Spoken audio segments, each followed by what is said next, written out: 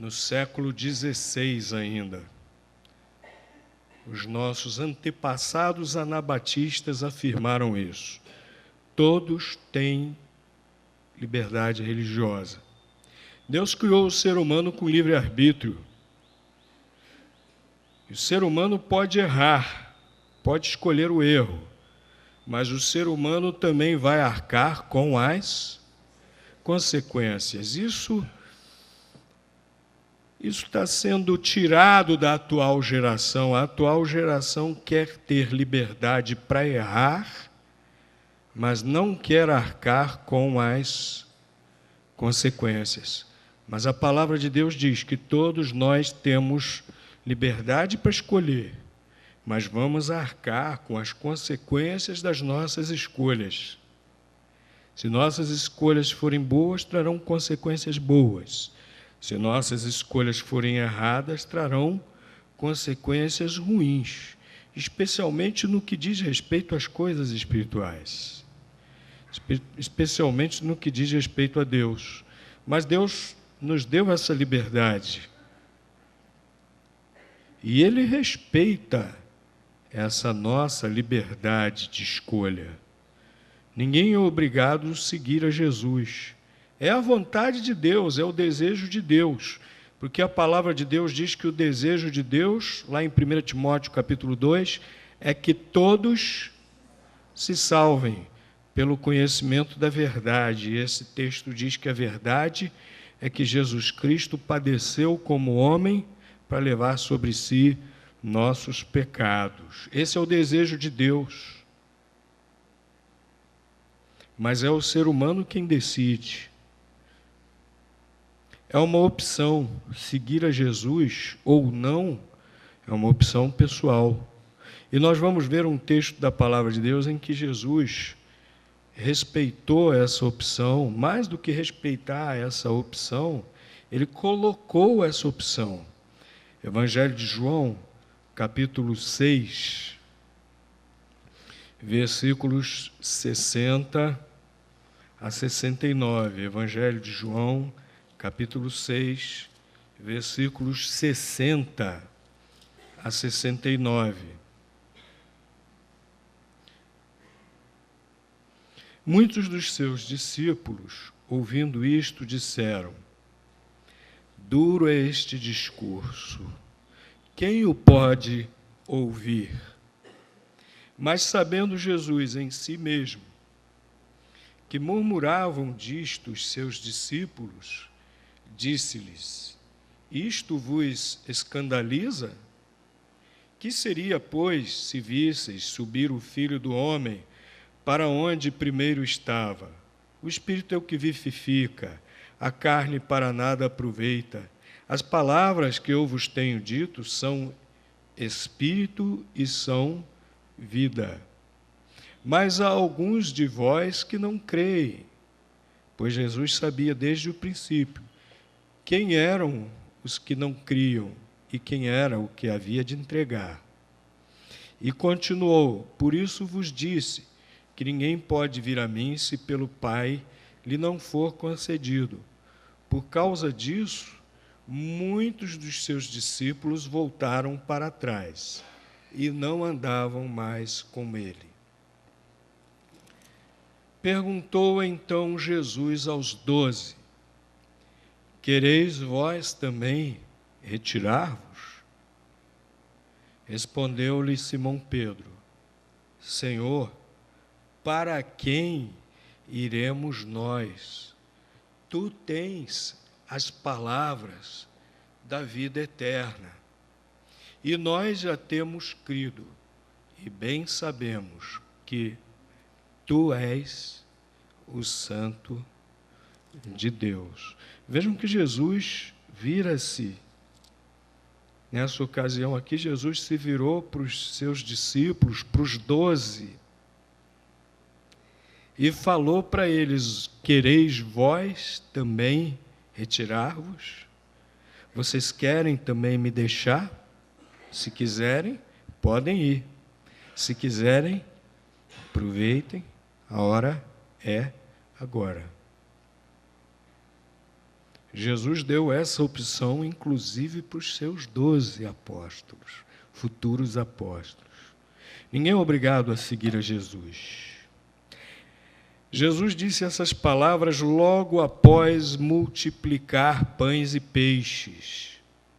E ele atravessou o mar da Galileia para o outro lado, para o território fora da Judéia, o território de Decápolis.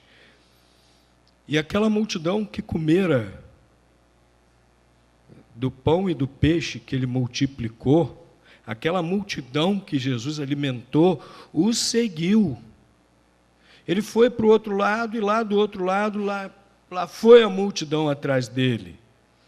E Jesus disse para eles: olha, vocês vieram atrás de mim, não querendo o pão que permanece para sempre, não querendo o pão que vem do céu, mas vocês vieram atrás de mim querendo o pão que perece. Era esse o interesse daquela multidão. Eles queriam, inclusive, fazer Jesus rei terreno. Que maravilha esse rei poderoso, que lhes alimentou sem eles precisarem trabalhar.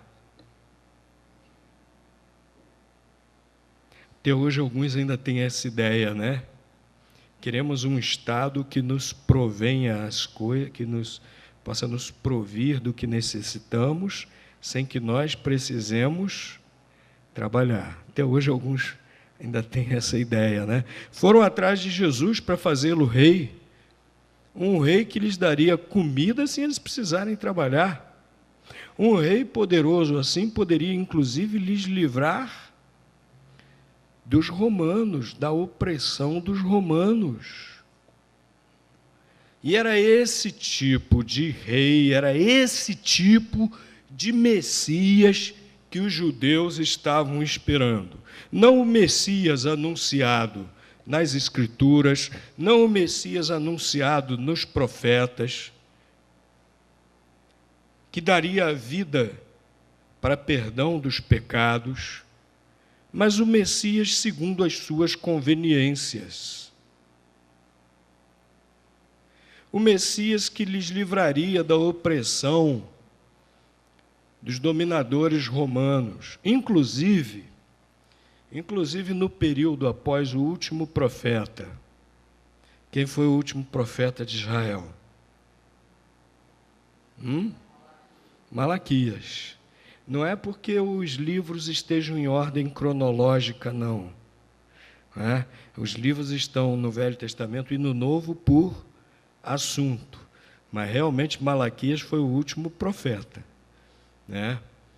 Calhou de estar lá na ordem cronológica também o profeta Malaquias. Foi o último profeta. Durante mais ou menos 400 anos não houve nenhum novo profeta, até que veio João Batista, anunciando que o Messias, anunciado pelos profetas, já era chegado e que, portanto, cada um precisava se arrepender dos seus pecados.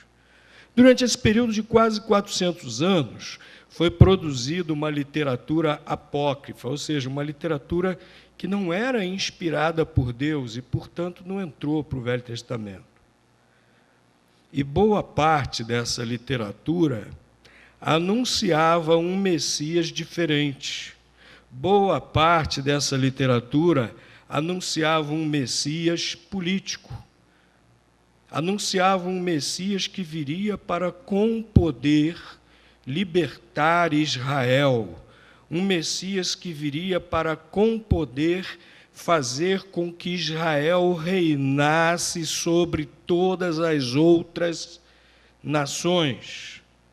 E boa parte dessa literatura, inclusive, dizia que esse Messias reinaria com o povo de Israel durante 1000 anos e depois viria o juízo final.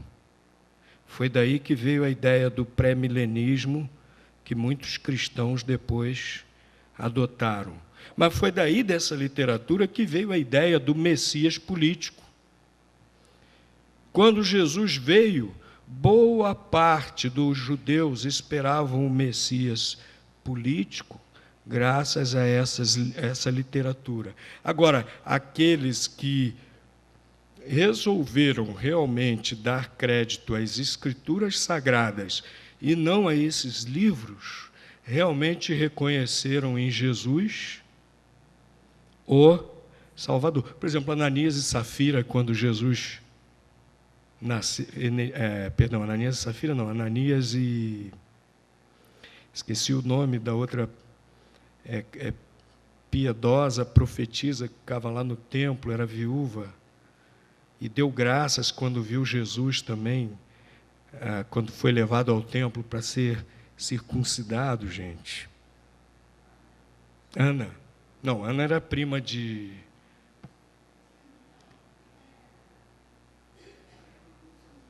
Maria. Isabel era prima de Maria. Eu estou falando uma salada, hein? Isabel era prima de Maria. Ana era realmente a profetisa no templo, né?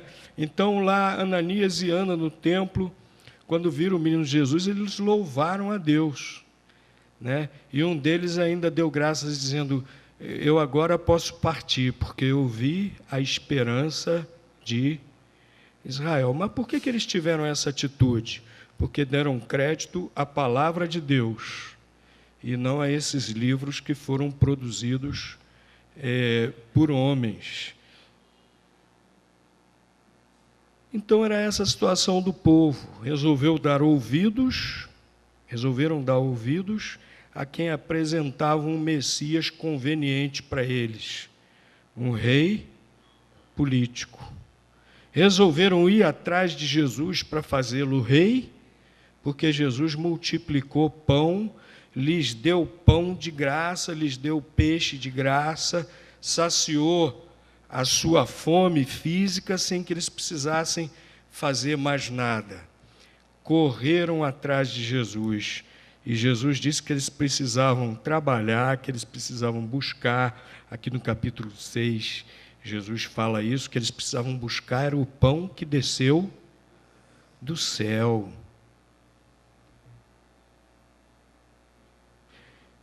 E aí Jesus se apresentou como esse pão.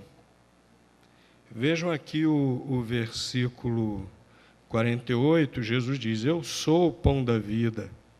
Versículo 51, eu sou o pão vivo que desceu do céu. Se alguém comer deste pão, viverá para sempre. E o pão que eu darei pela vida do mundo é a minha carne. E aí ele começa a dizer, ele começa a falar da sua morte na cruz. E Jesus Cristo não falou, versículo 53, disse-lhe Jesus: em verdade vos digo, se não comerdes a carne do Filho do Homem e não beberdes o seu sangue, não tereis vida em vós mesmos. Quem come a minha carne e bebe o meu sangue tem a vida eterna, e eu o ressuscitarei no último dia. Versículo 56, quem come a minha carne e bebe o meu sangue permanece em mim e eu nele. Jesus passou a falar do seu sacrifício na cruz, para perdão pelos nossos pecados, e dizendo para aquela multidão que se eles queriam ter vida eterna, se eles queriam ter perdão para os pecados, se eles queriam ter vida eterna, se eles queriam participar da ressurreição, eles precisavam se alimentar de Jesus, eles precisavam confiar em Jesus. E aí aquela multidão se escandalizou. Ele não é o rei que nós queremos. Ele não é o rei que vai resolver nossos problemas.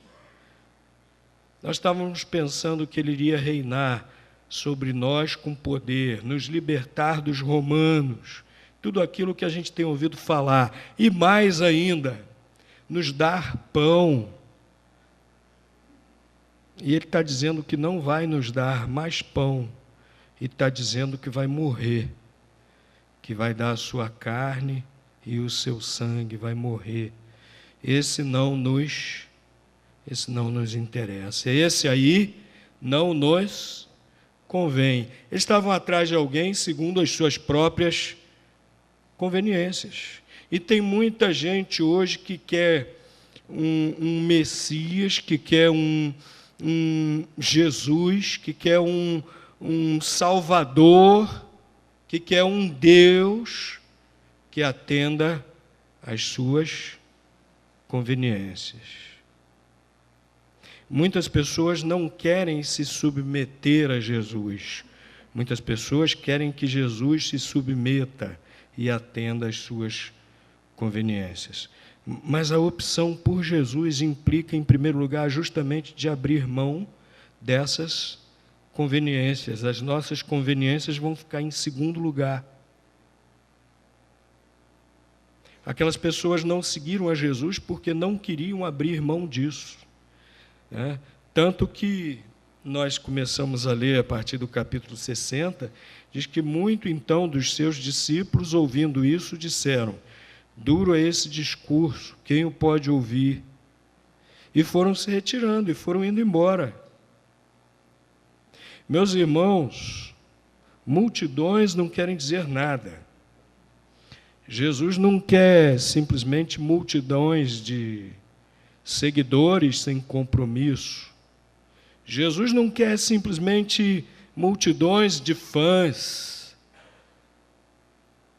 Jesus não quer multidões de apaixonados. De vez em quando a gente ouve isso. Sou apaixonado por Jesus.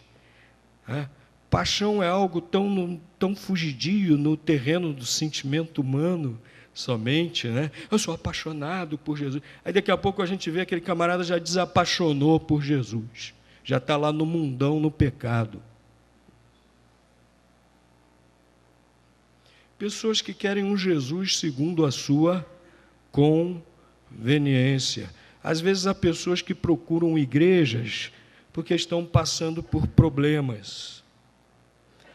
E muitas dessas pessoas que procuram igreja, procuram Jesus porque estão passando por problemas, graças a Deus, muitos realmente se encontram com Jesus, muitos realmente se convertem a Jesus. Muitos. Mas outros não. Por quê?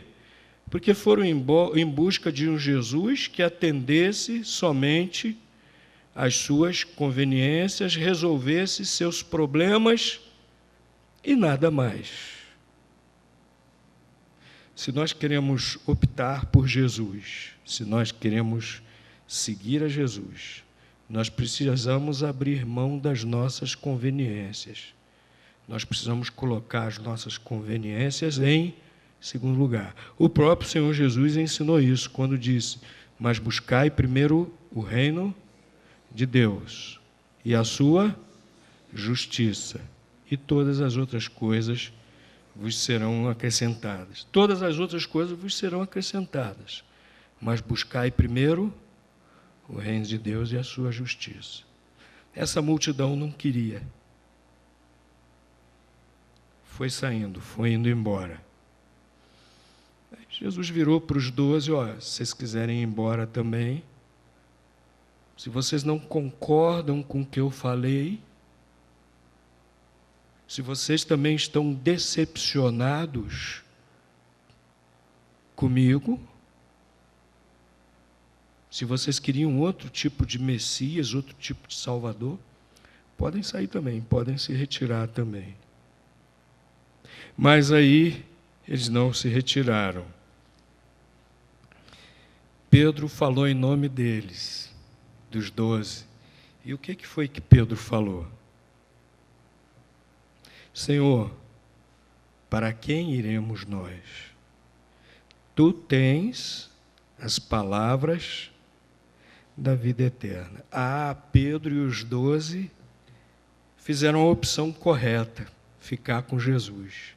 Eles entenderam que Jesus oferecia algo muito mais importante do que as conveniências pessoais. Eles entenderam que Jesus oferecia vida eterna. E por isso eles fizeram a opção de ficar com Jesus. Meu querido, seja lá o que você julga importante. Tudo que nós julgamos importante vai ficar aqui. Já parou para pensar nisso? Tudo que eu julgo importante, tudo que você julga importante, um dia fica aqui. Agora, nossa alma é eterna. Como é que você vai ficar na eternidade?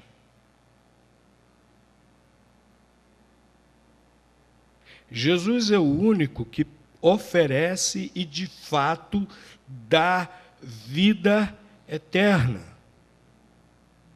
Os discípulos, então, os 12, tomaram uma decisão. Eles optaram seguir a Jesus.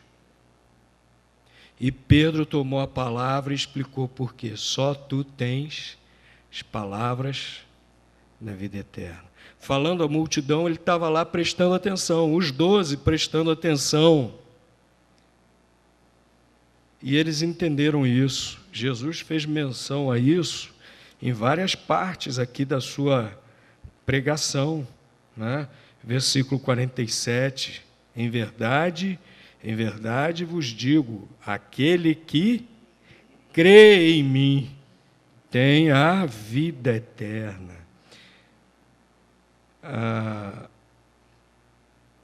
Versículo 54, quem come a minha carne, bebe o meu sangue, tem a vida eterna, e eu o ressuscitarei no último dia. Seguir a Jesus implica confiar totalmente nele como Salvador. Não há nenhum outro.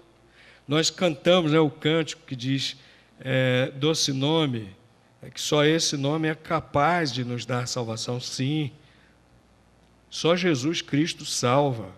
Jesus Cristo declarou que Ele é quem dá a vida eterna. Lá em Atos, capítulo 4, versículo 12, a palavra de Deus diz que em nenhum outro nome dado sobre a terra há salvação. Só em Jesus Cristo há salvação. Optar por seguir a Jesus implica em confiar nele totalmente como Salvador. Você já confia totalmente em Jesus Cristo como seu Salvador? Você já pediu a Ele perdão pelos seus pecados? Você já confessou seus pecados a Jesus? Já pediu perdão? Já disse, Senhor, me perdoa, me dá a vida eterna, a salvação? Eu creio que o Senhor faz isso. Eu creio que só o Senhor pode me dar o perdão e a vida eterna. Seguir a Jesus implica nisso. Confiar totalmente nele como Salvador. Jesus não é para ser seguido como exemplo de homem perfeito. Jesus não é para ser seguido como exemplo de revolucionário. Jesus não é para ser seguido como um filósofo, como um guru. Jesus é para ser seguido como o único Salvador, né? O Filho de Deus, o próprio Deus que se fez homem para a nossa salvação. Os discípulos também entenderam isso, tanto que Pedro concluiu a sua palavra dizendo, bem sabemos que tu és o Santo de Deus, o separado de Deus, o escolhido de Deus, né? O único Salvador. É assim que nós precisamos seguir a Jesus. E, meus irmãos, optar por seguir a Jesus também implica em assumir um compromisso com Ele. Vejam que Jesus, falando à multidão, ele disse no versículo 56, quem come a minha carne e bebe o meu sangue, permanece em mim e eu nele. Quando nós decidimos, quando nós optamos por seguir a Jesus, não é simplesmente para receber as bênçãos, não. Nós recebemos as bênçãos, nós recebemos a vida eterna, mas agora nós temos um compromisso de uma comunhão, de uma união íntima com o Senhor Jesus. Ele diz aqui que quem faz essa opção, quem toma essa decisão, ele está em Jesus e Jesus está nele. É um compromisso total com o Senhor Jesus Cristo. Tem muita gente hoje em dia que pensa que pode seguir a Jesus sem nenhum compromisso com Jesus.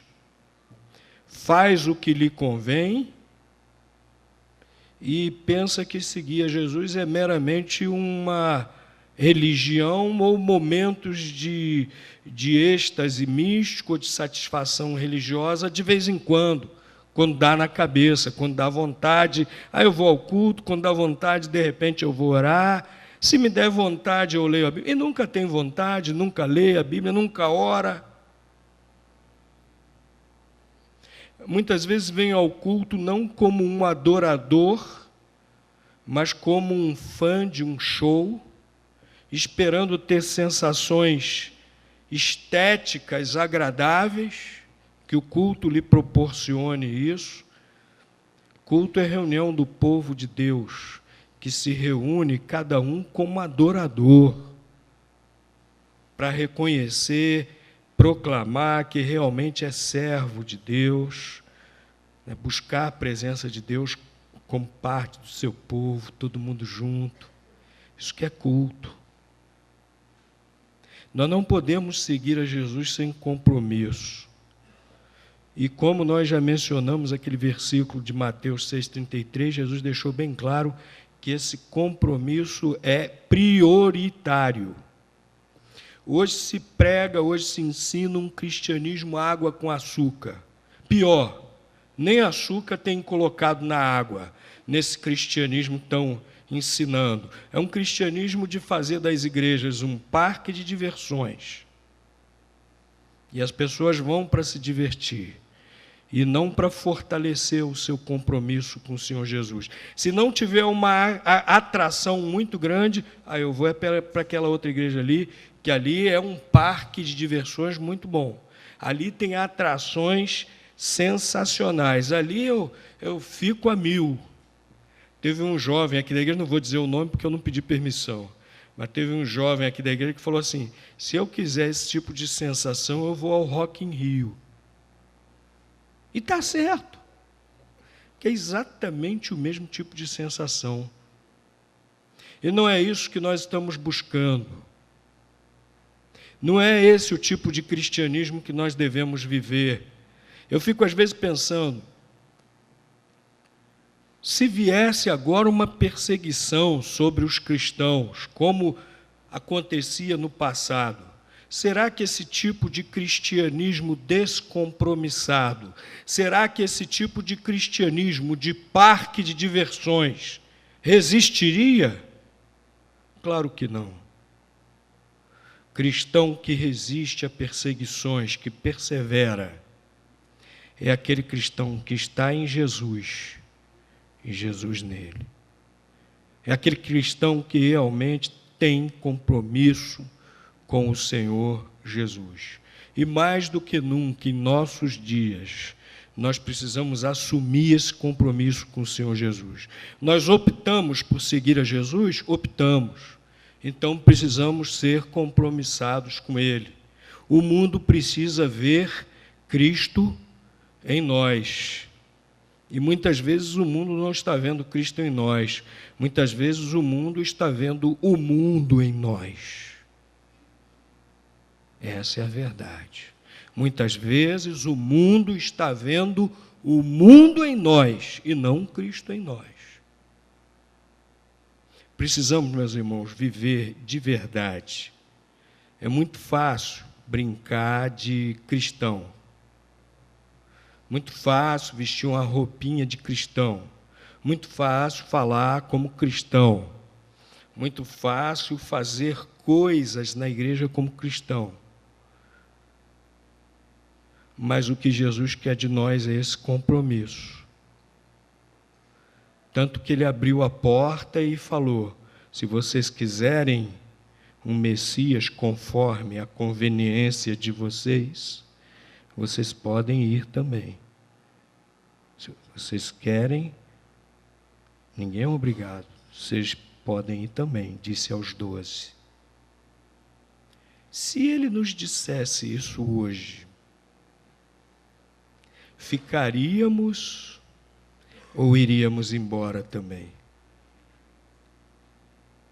Se Jesus se virasse para nós hoje e dissesse assim: vocês querem se retirar? Vocês acharam o discurso muito duro? Acharam o discurso muito duro também? Vocês querem se retirar também? O que a gente faria? Senhor, realmente eu pensei que a coisa fosse mais light. Eu pensei que tivesse mais diversão na coisa. E eu pensei que só mudar de igreja solucionasse o problema. Eu até tinha visto uma que é mais parque de diversões, estou querendo ir para lá. Pensei que isso solucionasse, Senhor, mas se o Senhor está colocando nesses termos, então eu vou. Ou será que você diria: não, Senhor, como Pedro, a minha opção é lhe seguir, custe o que custar. Minha opção é lhe seguir, porque só o Senhor é o Salvador. Porque só o Senhor tem as palavras da vida eterna. Eu fico com o Senhor. Eu me comprometo com o Senhor. Eu abro mão das minhas conveniências. Eu creio, confio em Ti totalmente como meu Salvador. É isso que Ele quer de nós. É isso que Ele quer ouvir de nós. Ele nos dá a liberdade de decidirmos, mas é isso que Ele quer ouvir de nós. Como Pedro falou. Vamos abaixar nossas cabeças, vamos orar. Se você não aceitou ainda o Senhor Jesus como Salvador, faça a escolha agora. As conveniências passam. Só Ele oferece vida eterna. Se você é um crente em Jesus Cristo, vamos nos avaliar, vamos pensar como nós estamos vivendo o nosso compromisso com o Senhor Jesus. O que eu preciso fazer para que as pessoas cada vez mais vejam Cristo em mim? Que eu estou nele e ele em mim, né? E vamos orar, vamos pedir ao Senhor Jesus que nos ajude agora nisso.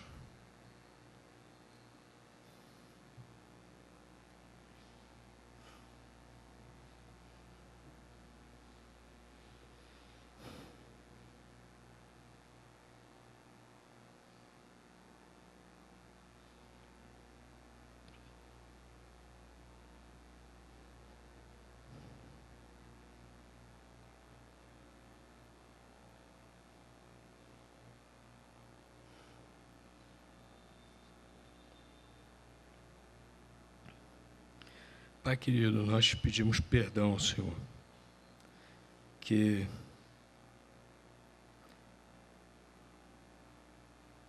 cada um de nós conhece suas falhas e nós as colocamos diante de Ti, Senhor, querendo o Teu perdão, Senhor, querendo transformação. Queremos Te honrar, Senhor, queremos ser fiéis a Ti, queremos realmente viver compromissados contigo. Ajuda-nos nisso, Pai. Supre nossas deficiências, usa de misericórdia, perdoando. Capacita-nos, Senhor, com o Teu poder, com a Tua graça. E nós te pedimos também, ó Pai, por aqueles que ainda não fizeram uma opção verdadeira por Jesus. Ó Pai, toca no coração de cada um, para que busquem verdadeiramente a Jesus, sigam verdadeiramente a Jesus. Toca no coração de cada um, para que ainda hoje tomem a decisão de se entregarem a Jesus, de verdadeiramente seguirem a Jesus como um único e suficiente Salvador, Pai. Nós te pedimos isso em nome dele, Pai. Amém.